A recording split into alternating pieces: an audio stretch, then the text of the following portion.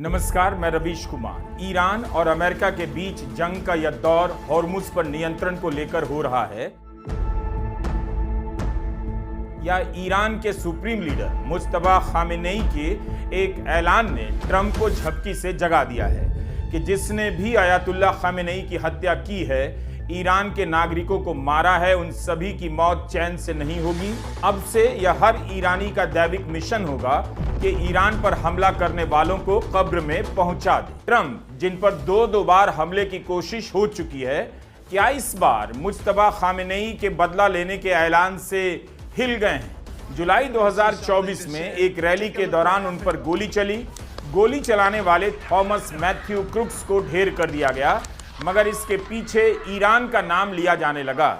Iran ने इसे third class साजिश बताते हुए कहा कि ईरान के खिलाफ माहौल बनाने के लिए अमेरिका और इस्राइल यह सब करते हैं। इसी तरह की कोशिश सितंबर 2024 में फ्लोरिडा गोल्फ क्लब में भी हो चुकी है। वैसे ट्रंप को टारगेट करने की साजिश और अफवाहों की थ्योरी में ईरान का ही नहीं, रूस और इस्राइल का भी नाम आता है।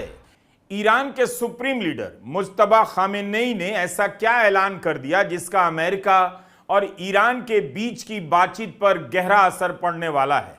लेकिन उसके पहले यह जानना जरूरी है कि 7 जुलाई से ईरान और अमेरिका के बीच स्थिति कैसे बदल जाती है।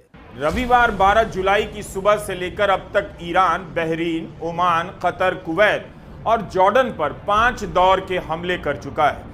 संयुक्त अरब अमीरात ने 17 मई के बाद पहली बार मिसाइल अलर्ट जारी किया और सीमा पर ईरान की मिसाइलों के खतरे की बात की, मगर हमला अभी दुबई में नहीं हुआ है। कुछ हमलों को इंटरसेप्ट करने की बात की गई है और दुबई को भी अलर्ट पर डाला गया है। बाद में यह भी खबर आई कि खतरा यूएई की सीमा के बाहर था। रविवार को इस्राइल को भी टारगेट नहीं किया गया, मगर खाड़ी के 5 देशों में जहां भी अमेरिका के सैनिक अड्डे हैं, ईरान ने उन पर तूफानी बमबारी की। साफ है, ईरान इस बार अरब देशों को उस हाल में पहुंचा देना चाहता है जहां वे मजबूर होकर पर्दे से बाहर आ जाएं और इस्राइल और अमेरिका के साथ मिलकर उस पर हमला करें या लड़ाई करें उससे। फरवरी से लेकर अप्रैल की जंग में खाड़ी के देश इससे बचते रहे हैं। उनकी जमीन पर अमेरिका के सैनिक अड्डे बने हुए थे। सवाल उठते रहे कि क्या अमेरिका ने इन ठिकानों से भी ईरान पर हमला किया है, मगर यह देश